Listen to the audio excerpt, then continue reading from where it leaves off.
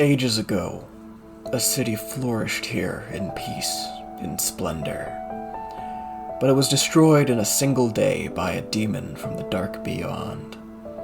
Historians claim a great calamity befell the city, but nay, 'twas a demon. The city sank below ground, and 1/4 of the old city became the demon's den. This demon put fear into the hearts of all men, and sent out minions to take the land.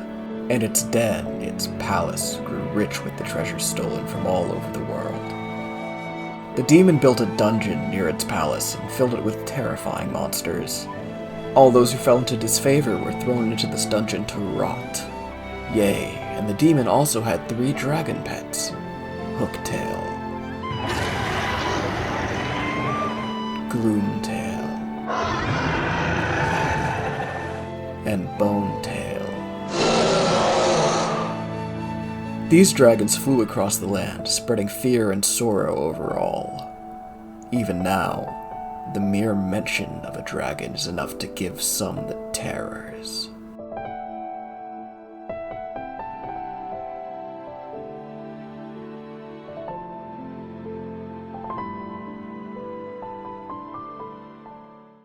It's unknown if the 3 dragons in the Thousand-Year Door were created by the Shadow Queen, or merely tamed by them. After all, the world they inhabit is filled with various species of draconic beings. What is known, however, is that these 3 found themselves quite happy under the rule of the Shadow Queen. With their immense power, the Shadow Queen, despite her wicked nature, treated them well. She allowed them to roam free, to terrorize the world. You see, these dragons were creatures of malice, or, at the very least, took glee in the torment of others. They see themselves as superior creatures, with no value for any except each other. The siblings and their master. No one else was powerful enough to be worth considering. Despite their imperious disposition, they truly cared for each other and loved each other. You see, they were all they had for each other. Their whole world was each other. Why would any of the weak be part of their world? The 3 lived, wild and free, centuries, millennia. However long they roamed free, their reign etched itself into the hearts of all. The whole world knew true fear, and that fear came in the form of a dragon. All knew too well stories of unstoppable, draconic beasts, flying through their skies and taking everything from them. There's nothing you can do once a dragon sets its sights on you. Many tried bargaining, unfathomable riches, rare weapons, even attempting to seduce the dragons. The dragons took great joy in watching these weaklings, these whelps, beg for their lives, prostrating themselves in front of the siblings. Eventually, however, their reign came to an end. Not at the hands of some brave adventurer seeking peace or glory. It was their master who took their freedom. It was the only one more powerful than them, the only one more imperious than them, the only one who looked upon them the way they looked upon the rest of the world, who would end the lives they led and the fear they brought. The Queen gave orders to her loyal pets. For Hooktail, the youngest and more playful of the bunch, she deigned her to protect one of the 7 crystal stars, hiding away in a castle built near Petal Meadows for this exact purpose. She bade Gloomtail, the steadfast middle child, to be her personal guardian, in the depths of the palace she had created from the rubble of the 1,000-year-old town. Lastly, Bonetail. Bonetail was the most sadistic, ferocious. She had something special planned for Bonetail. White torture is a form of psychological torment. The victim is garbed in white clothing and sealed in a room where each and everything, including the floor, walls, ceiling, and all furniture and fixtures are painted white in color. White walls, white bed, white floor, white clothing, white light. Everything shall be must in white. On top of that, These people will also be privileged a very quiet and impenetrable or soundproof room. The victim is assisted only white food on a white plate, for example white rice, and given only white brews such as milk in a white cup. They are kept in the state for days to even weeks. Though it sounds inoffensive, it has been stated that by grudging the brain of access to color, the victims of this agony quickly can be driven to the brink of madness. The victim often commences to suffer both visual and auditory hallucinations. If the suffering lasts long enough, they can become disjointed and even attempt to impairment themselves. But why is it so punitive that some people turn out to be miserable after doing the sentence? In this punishment, the offender will be losing the controlling power on sense organs once days, months, and years passed. At last, the victim will become mentally unstable or will the loss of memory especially. Dipankar Maiti, Victoria Saravand, et al. The human mind is designed to exist within environments rich with stimulation, variety, and challenges. Think back to our ancestors, exploring the surrounding nature of wherever their community was located, being forced to forage for food, hunt animals, and fend off predators and disease. Every day brought something new, something that gave them a chance to use the brain they'd evolved. Even now, we surround ourselves with stimulation. Social media, short-form video content. We put in so much effort just to avoid being bored for a single second. Contrary to popular belief, pain isn't the strongest form of suffering that a human can experience. Boredom and a lack of stimulation are. We crave tasks to do, new experiences, new ideas, and detest being alone to stew in our own mind. We're just not designed to be able to easily handle that. A 2014 study performed by the University of Virginia, led by Professor Timothy Wilson, proved this to its fullest extent. The test was very simple. Put an individual in a quiet room by themselves for 15 minutes with a single object to interact with, a button that administers a painful shock when pressed. When all was said and done, a third of the participants pushed the button to shock themselves. One man even pressed the button to shock himself 190 times, in 15 minutes. While the figure of 1/3 might seem low, keep in mind that this was only the span of 15 minutes, not even the length of an episode of a show. Stretch this out to days, weeks, months, years, we'll crumble. We aren't built to go with nothing to do.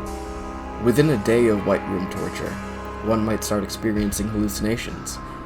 Within 3 days, anxiety and panic attacks.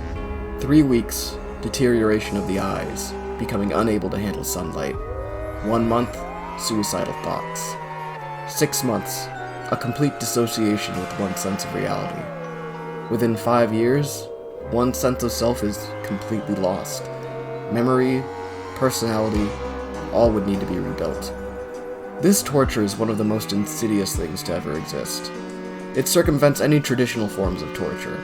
No verbal abuse, no beatings, no starvation, clean facilities, frequent meals, access to medical care. It relies solely on the architecture of our minds, and the easiest way to degrade it in ways we could never fully understand. Hooktail was able to find quite the niche for herself, able to easily enjoy her newfound place in the world.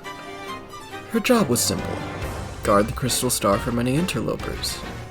This job was something she was very capable of doing. She didn't really have to do much work for it. The fear her presence commanded was more than enough to protect her treasure. All knew of her reputation and kept away. Those who didn't became part of her army. Hooktail was able to live a peaceful, enjoyable life, allowed to engage in the terrorizing she so enjoyed. She wasn't being supervised, not by her master, nor by her older siblings. She lived a life of ultimate freedom. The terror that her name garnered made it so she rarely even needed to be at the castle she was assigned to. If there was a disturbance, which there rarely was, her minions were eager to take care of it. She was free to roam the land, taking joy in her violent pleasures. She spent her time doing the things she wanted to do. She terrorized village after village, devouring innocents and enjoying their torment. She'd even imitate them, laughing at how frightened they were, at their last pleas for life. It wasn't just those smart enough to fear her name that she'd been feasting upon either. She'd been taking part in the wildlife of the area. Her freedom led to her eating anything she could, even the poisonous frogs she would ignorantly scarf down. Despite her relaxed lifestyle, one would have to call her successful in her mission. In her 1,000-year reign of the land, those nearby had come to know that her castle was a place that people simply didn't return from. The skeletons of the brave Koopas looking to liberate their brethren, skin, muscle burnt, and eaten off the bone, was proof enough of this. Hooktail's life was a good one. Joy, enrichment, success, freedom to spread her wings. Hers was a life that her siblings would never get to know. Gloomtail was both stronger and more dutiful than his younger sister. Knowing this, the Queen gave him a station that she knew he'd be fit for, protecting herself. After all, her palace was much more important than a single crystal star. Like his sister, he found himself with little work to do.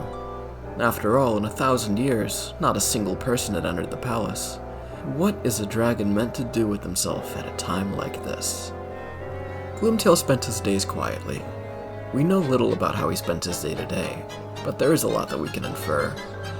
Though he was hidden behind several layers of locks and secret entrances, it can be assumed he was freely able to explore the palace.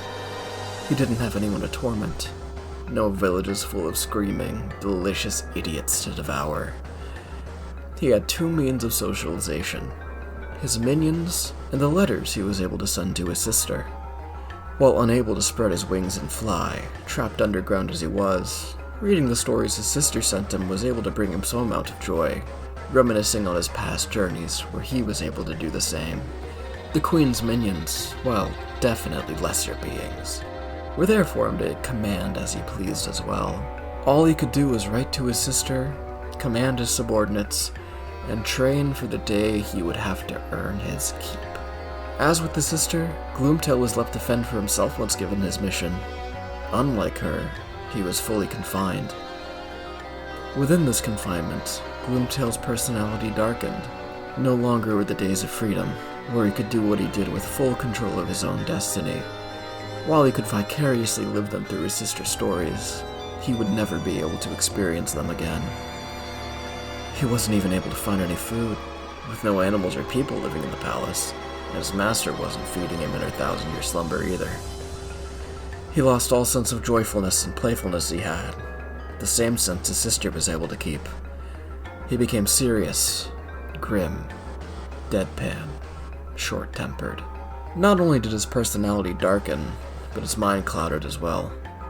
The dragons are extremely intelligent beings, or at least they were in their prime. Hooktail's modern presence shows this fully, employing trickery and deception in combat, recognizing what it looks like to plead for one's life, and using this to gain an advantage in the rare case she actually had to fight. Gloomtail, however, doesn't show any signs of this intellect. The millennia of hunger, of isolation, of the same rooms, back and forth, with nothing to show for it. In this time, his mind dulled. His training, his comrades, and his sister. Those were all he had to keep himself from the depths of his own mind. It's no wonder he wasn't as silver-tongued as his sister. Anyone's mind would degrade with a life like that. His sense of duty and loyalty to his queen were what kept him together.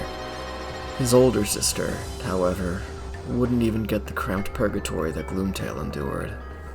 The queen was a demon, born of pure malice, pure evil, wanting nothing more than to rule, to control, to have power over all in this new world she'd found. The one thing she hated more than anything were those who opposed her. It took little more than a few miscalculated words for her to decide your fate. She'd built a dungeon for those that had earned her disdain, and filled it with monsters, created only to bring suffering and death to those who she'd chosen to end. And what better way to ensure the suffering than her most ferocious pet, tearing them limb from bloody limb? It wasn't just that Bonetail was already savage of heart that led the queen to make this choice. She knew that she could make things far, far worse for those needing reform. If my pet is sealed within the very bottom of the pit, she thought, she'll begin to hunger. No light, no meals, and certainly no contact with those wretched siblings. What better way to ensure that my little pet will be as savage as her little body will allow? She locked Bonetail in the very depths with one image in mind, a starved, feral beast tearing into weary, staggered heroes, rending their flesh from their bones, giving them the fate they deserve. 90 floors of monsters, battles, and fatigue holding them back as they had to fight her most savage pet. Bonetail had no way to leave her station. She couldn't even access the rest of the dungeon in which she lay. One solitary room. That's it. After 2 months with next to no human interaction, my mind started to slip. Some days I perceived phantom footsteps coming down the hall. I spent large portions of my days squatted down on all fours by a small slit in the door, eating. These are the words of Sarah Shord, an American journalist who was captured by Iran and put into a white room for 410 days. During her time there, she was treated as an animal, mentally shattered, reduced to screaming and pounding the walls until her knuckles bled. She survived and was released, and is still releasing work to this day. That being said, she didn't come out without scars. They didn't touch her while she was there, but psychologically, her time there will not leave her. She's had to fight severe depression, anxiety, and PTSD from her time in the White Room. This fate echoes out of Bonetail, a once intelligent, cunning, and majestic creature whose mind was completely ripped away from her. Her body, rotten away until all that's left is a skeleton, piloted not by a mind, but by pure malice and hatred. Her mind gone. No comprehension of language, no personality left. All that's left is one instinct: devour anything that moves. An animalistic, primal drive, fueled by the anger for the fate she'd been given, and a wish to pay it back in spades to whoever she could. It's not as though she had much choice for victims.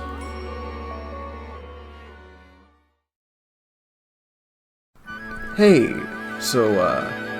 if my voice sounds different, that's because this outro was recorded several months after the rest of the video. A lot happened, but it is what it is, so here we are. Anyway, if you enjoyed the video, I would be very thankful for you to like, comment, subscribe. Tell me what you liked about the video, tell me what you didn't like about it. I'm still pretty new at making these types of videos, so I would take any feedback. I'd be very grateful for that, so that I can get better at it. But yeah, if you want more videos like this, deep dive analyses on characters from video games in unexpected angles, then yeah, be sure to stick around. Alright, thank you for watching. Bye.